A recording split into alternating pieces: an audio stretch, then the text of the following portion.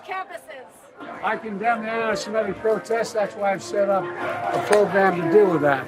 I also condemn those who don't understand what's going on with the Palestinians. Well, that was President Biden earlier this week condemning the anti-Semitic protests sort of happening nationwide, while at the very same time gesturing towards having sympathy for the plight of the Palestinians in Gaza. He also scolded Israel several times this week. Isn't it time to say enough to Biden's both-sidism?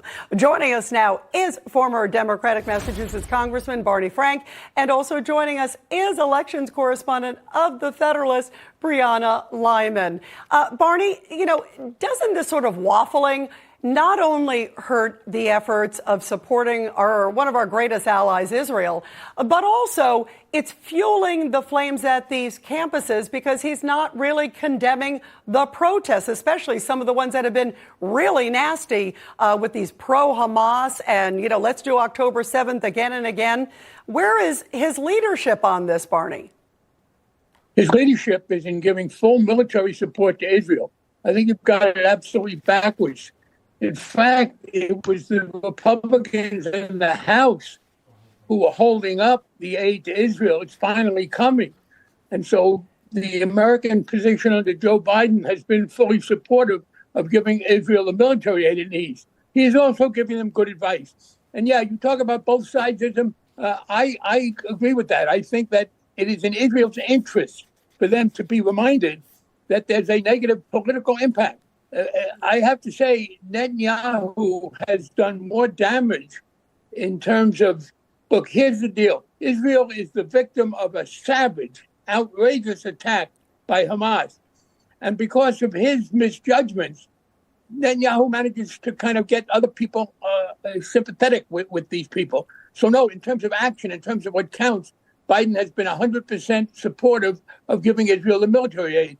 He is also giving them the good advice that many of us who have been long supporters of Israel are giving them, like Senator Schumer, that they have to take better account of the impact they are having in the rest of the world because that undermines their position. All right, let me bring in Brianna because this president, Barney, just was pretty vocal about condemning what happened.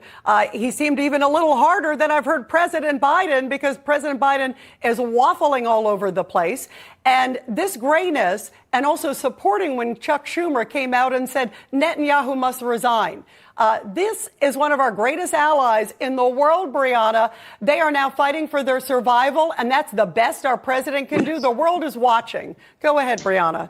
Yeah, and I do disagree with Barney that Biden's support of Israel has been steadfast, because if you notice in recent weeks, he's also been trying to condition military aid to Israel depending on what they do, because he's too desperate to try and appease Islamists in Michigan who threaten his chances at re-election, right? That's the bottom line with that. And his comments that you played earlier, look, I remember that Donald Trump was branded a neo-Nazi sympathizer and a white supremacist sympathizer his entire administration because the media purposely distorted that Charlottesville clip, and they made sure that Donald Trump could not live that down because they put out a false clip. Meanwhile, Donald Trump unequivocally condemned neo-Nazism, white supremacy, and then went further and did it in a separate press briefing. Joe Biden can't do the same, right? He's pulling a whataboutism, and it's a slap in the face to American Jews who are the victims right now of beyond rampant anti-Semitism. And if you look at Biden's Passover message this week, it was also disgraceful because he says, yeah, we should celebrate Passover, but let's not forget about those Palestinians suffering. Meanwhile, when Ramadan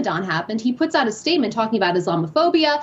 He repeats false Hamas casualty numbers and makes no mention of the anti-Semitism in this country. So Biden is weak because he's worried about losing his re-election chances. And also, Barney, he was in New York this week. He didn't go to any of the universities. Where is he saying we must have calm at these different universities around the country because they are erupting?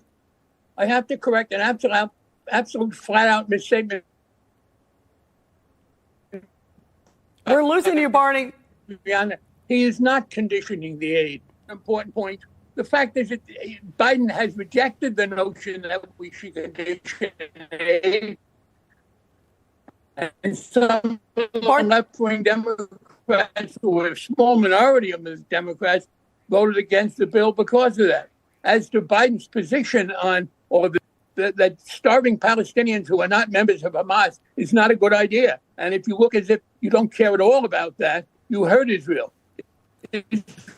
Barney, we're losing you a little bit. In the world, Israel's position in America. You're dropping out a little bit. Let me get Brianna, but his point was, let's not obviously forget, and listen, there are a lot of Palestinians who would probably want to get rid of Hamas, but this president also should be encouraging and helping those people. He's not doing that, it doesn't seem. All he is doing is scolding Israel. And he hasn't taken advantage of going to the campuses. No, he should have gone weapons to one of the campuses this week, Barney, and said, enough, we can't have this hate speech on campuses. He's not doing that, Barney. Go ahead, Brianna. Well, I would also argue that, look, there are a certain sect of Palestinians who are completely innocent. They're victims, and it's a shame. But the polling from Gaza and Palestine after October 7th showed that a majority of Palestinians supported what Hamas did. Those are not innocent victims, right? Those are people who are propagating a terrorist regime. We're seeing that same ideology permeate our campuses right now. And for President Joe Biden, he hides behind his press secretary, right? Again, I mentioned Donald Trump earlier to make the point that Donald Trump was forced by the media, because they deceptively edited a clip, to constantly get out front in the camera, not hide behind his press secretary, and condemn, rightfully, white supremacy and neo-Nazism, right? Joe Biden is not being forced and held to that same standard by our media, right? He's hiding behind Karine Jean-Pierre, these weak press releases, and his weak Passover messages where he pulls, again, a whataboutism for Palestinians. Yeah, I agree. It is so weak, it's so watered down, and it's also so dangerous at a time like this.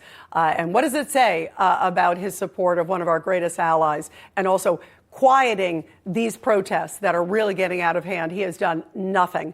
Barney, thank you very, very much. Brianna, great to have both of you guys. And everybody, the race to 2020.